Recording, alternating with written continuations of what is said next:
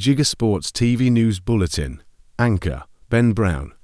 Good evening, I'm Ben Brown, and this is your latest from the Premier League on Gigosports TV. Today, we focus on tactical breakdown. We analyse Manchester United's humbling 4-1 defeat to Newcastle United, a performance that exposed far more than missed chances. United were second best tactically in every phase of play. Newcastle's aggressive, well-coordinated press completely nullified United's build-up, while Amorim's side lacked both structural discipline and individual quality to respond. Newcastle's pressing shape was compact and relentless, forcing repeated errors. In contrast, Manchester United's press was disjointed and reactive, leaving spaces between lines. United's inability to transition under pressure, compounded by poor individual performances, left them exposed in both defensive and attacking transitions. We highlight key sequences that illustrate United's tactical breakdown. Late pressing triggers. Poor. Let's analyze.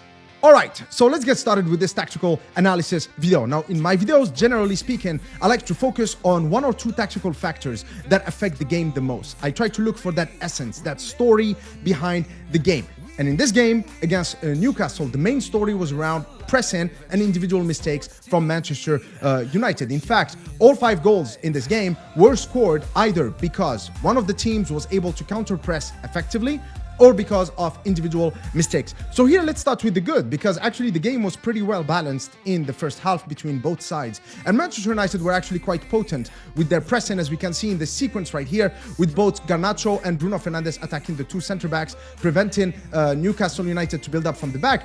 But actually, this is a trap that Manchester United were able to lay on Newcastle, because the moment Trippier gets the ball on the right-hand side, what we notice is that as Garnacho and Bruno Fernandes slide to the right-hand side of the Newcastle shape, Christian Eriksen and Xerxes are both occupying the central midfielders, with Murphy here taken by the left back. So there isn't actually much room for Newcastle to actually carry on their build-up. As you can see, most of their players, actually all of their players, are man-marked. Therefore, Christian Eriksen is able to win the ball. I like how he just, finds a little bit of space where he can collect the ball. Bruno Fernandes here, very good move into the half spaces. And then this move between him and Xerxes, that's exactly where Xerxes thrives. Just play fast and quick, and he can be effective. This should have been 1-0 Manchester United at the 11th minute. But Newcastle are no pushovers. I'm a huge fan of how Newcastle press, because check this out. This is great. We need to learn from this.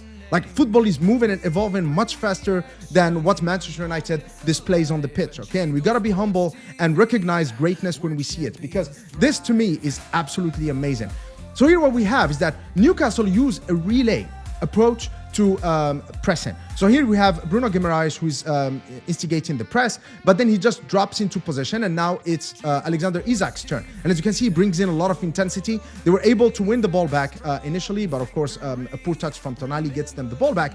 Now look, as Isak is getting in a breather, now it's Joelinton's turn. There is a little bit of a rondo, but it doesn't matter. So now he's done his pressing. Look at that. He just comes back into position, and now it's Tonali's turn. And this is actually, like, it looks kind of basic, but it's extremely important, because I think that it's actually the compromise between keeping that intensity high and providing your players with opportunities to take a breather. So think about it as a high-intensity interval training kind of session, where you have one player just pressing with intensity and then the others just holding shape.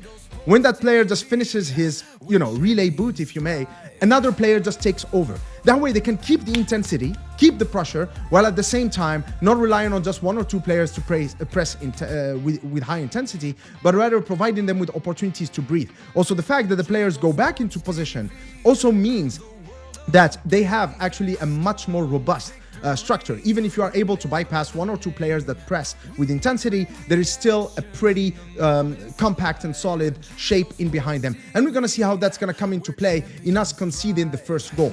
So obviously they're putting pressure, applying pressure on us in our own box. Now Xerxes is going to come back towards Mazraoui. Now notice, now Joelinton is going to instigate the press. He's going to start with intensity. Now, of course, he's freeing up this space right here. But here, the Manchester United players were thinking, okay, well, Joelinton has pressed with intensity, so that's it. He's yesterday's problem. Okay, we're done with him. No, because look at that. Joelinton now is coming back. It's that same Eddie Howe concept right here. Press with intensity and then come back into possession. So with Joelinton, they're able to win the ball back. Now, Tonali is going to move into the half space. That's such a good move from him. Now, in this Manchester United team, Bruno Fernandes is the only one who's capable of making these smart tactical moves. But here, Tonali and Isaksen and Alexander Isak are going to be able to do it. And look at that. This is just great. As Tonali is pushing the defensive line, look, I mean, come on, Lindelof, you're an experienced centre-back. And then with one quick step in the wrong direction, Isak is just taking Lindelof out of the game, and he's coming into this area 14 right here where he can actually help create a chance. And as he's coming in, Tonali is actually running in behind the space. Lenioro is too late for him because Lindelof should have been tighter on Alexander Isak, and that's just an amazing finish. That's Wayne Rooney, Van Persie type of finish. Great goal from Tonali. But it doesn't matter. It was still game on because we were also able to score from a sequence where we used counter-pressing. Now here there is a fight, a duel in the middle of the park, and then Ugarte wins the ball. And of course we catch Newcastle in a situation where their tactical and defensive structure is a little bit compromised. And here Dalot is showing the importance of runners from deep. And I'm going to show another sequence where we can see that even in an even more obvious fashion. And here that's a beautiful pass towards Garnacho. I think that in the past 2 or 3 games, Diogo Dalot has low-key been quite effective in an attacking sense. And here Garnacho's finish is actually quite underrated. That's a beautiful finish. And game on. 1-1 Manchester United. And up to this point, the game was still quite balanced. Now here's another thing that I want to point out, which in my opinion is also showing us why Manchester United are quite struggling. Because in this sequence right here, Bruno Fernandes is actually pointing at his teammates. This was during the build-up, so he's pointing at Bindier and the defenders, and he's telling them this. So he's obviously frustrated. Look at his hand signal. With his arms, he's telling them, guys, let's build up on our right-hand side, on Newcastle's left side. Because what he's kind of reading the game. He's anticipating to trying to understand where are the flaws in this Newcastle shape. And of course, the flaw is that there is a lot of space here on these right-sided half spaces. So obviously it takes the Manchester United players a lot of time to kind of understand where Bruno Fernandes is trying to get here, which is this half space right here. So Lenioro towards Bindier. And then finally, Bindier identifies Diogo Dalot. And here again, Diogo Dalot is instrumental because he takes the ball out of Livramento. And then now we are finally able to attack this space right here. He does well holding off Joelinton, who is actually quite athletic. And then Garnacho is going to find this space where Bruno Fernandes, who of course is the one who begged the players to actually attack this area of the pitch in the build-up. I mean, the only thing that was missing was the finish. But the reading of the game, and here I think that Bruno Fernandes was vindicated because he saw what nobody else saw. And the point that I'm trying to drive across here is that I feel that at Manchester United, a lot of the players suffer, I said it in a previous video, suffer from tactical illiteracy. I mean, come on guys, it's like they're not able to read the game while they are playing it. Sometimes you have to identify opportunities like these, especially when you play in the Premier League and in the Champions League and Europa League against tough opposition that are not noobs, okay? They are tactically organized. So you need to open them up by identifying and, just exploiting opportunities like these. But that's about it for the positives for Manchester United, because in the second half, oh my, what happened to our players? Because the same Diogo Dalot, who has been quite good in the attacking department, was absolutely useless defensively, and it's not just him. There's been a waltz of individual mistakes from the Manchester United players, and here I have compiled all of them, or at least most of them. What is Dalot doing here? I mean, his positioning in this 1v1 duel against Livramento is absolutely laughable. I mean, okay, so the ball comes in here, and then we know what Murphy is gonna do. It's either he's gonna shoot, though obviously the angle is quite narrow, or he's gonna come towards the center. Why didn't Yoro or Lindelof position themselves in a way where they can cut this pass? No, they just allow the ball to come in between where Barnes is. I mean, we just made it extremely easy for them. This is not a goal we should have conceded. Again, poor defending from Manchester United.